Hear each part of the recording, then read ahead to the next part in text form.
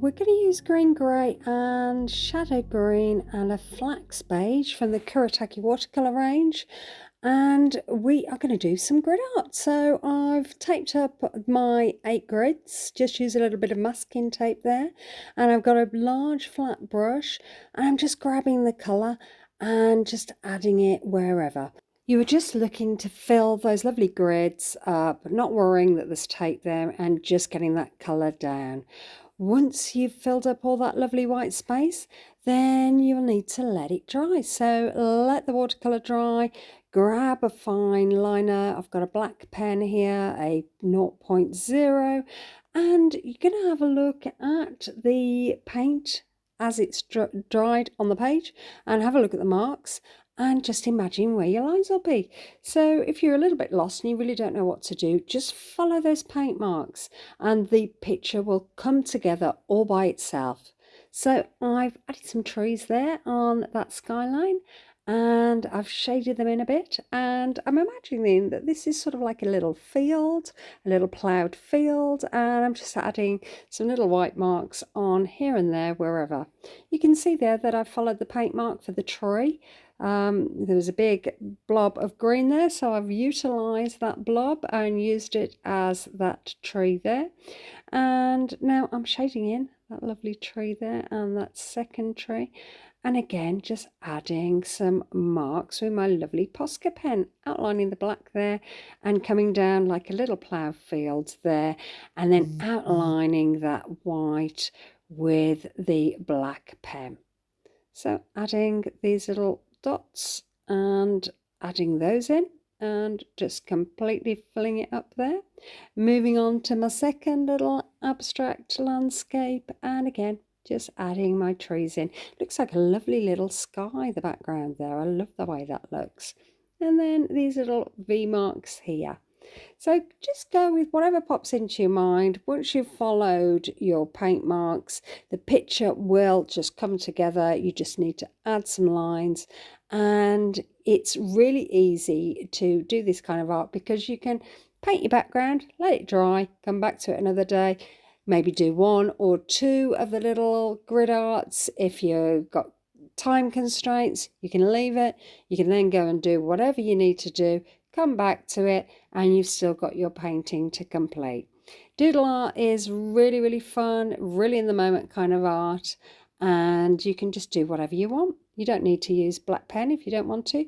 You may have some gel pens, some lovely coloured gel pens, and you might think that's more appropriate for your kind of art. So whatever pops into your head, get it down on the page, just see what happens. Sometimes with art you can get a little bit stuck and think to yourself, well, you know, I need it to be perfect, it's got to be right. But those don't tend to work out very well, in my experience anyway. I don't know about yours, but I feel a lot better with being a little bit more free. Just seeing what happens and not putting that pressure on myself to think, well, it's got to be perfect, it's got to be right, it's got to look like this or it's got to look like that. I just think to myself, I am going to have some fun, and that's what I try and do. Try and have a little bit of fun, enjoy my time, and just see what happens. Sometimes I do paintings and I think, oh, I don't really like that. That one can go in the bin or whatever. Then other times I do it and I think, oh, that's turned out really well and I really wasn't expecting it.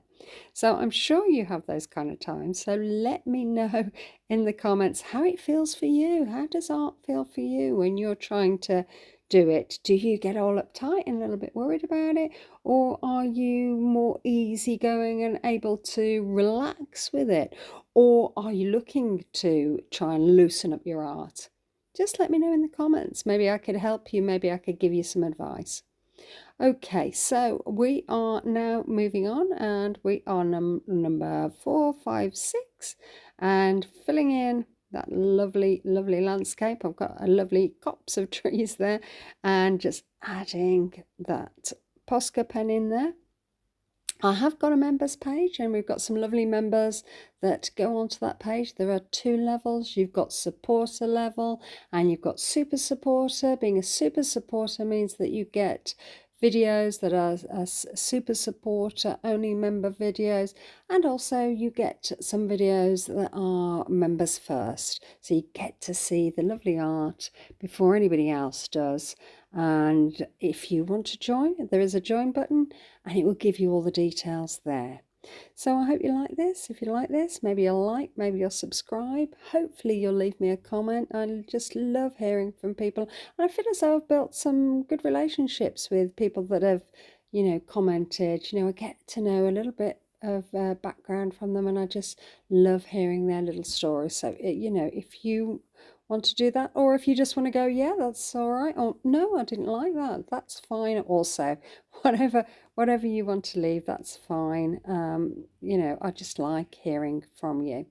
Okay, so I've got my pencil here, and you can see the cold press watercolor paper leaves that lovely textured mark on the background, and I really, really like that about the cold pressed. You add a bit of pencil and it really is texturized. So I've got my white Posca pen here, adding some little lines, some little marks here and there, wherever I feel. I think they look really good against that dark black background. And you might not want to use black, you might want to use a different colour, you might not want to use white Posca pens, you might want to use some other bright coloured pen, would look really, really good on this. So adding those little tree marks and these little stones that are coming down from this little area here. I've got a little bush there on the right hand side, and then I'm just adding some lines across the page, some little ziggy-zaggy marks, some little lines, dangly little lines coming down, and then the white Posca pen is just making it zing, making it pop off the page.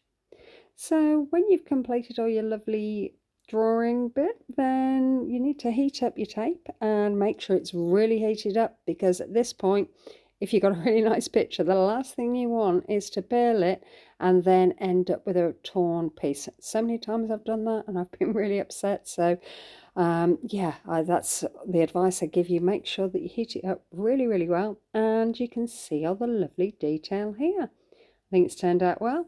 Let me know in the comments what you think. Is this something that you'll try? Is it something that you like? Do you like this kind of art? Or is this something that really doesn't float your boat? I'd love to hear from you. Okay, well, have a great day and thanks for watching. Bye.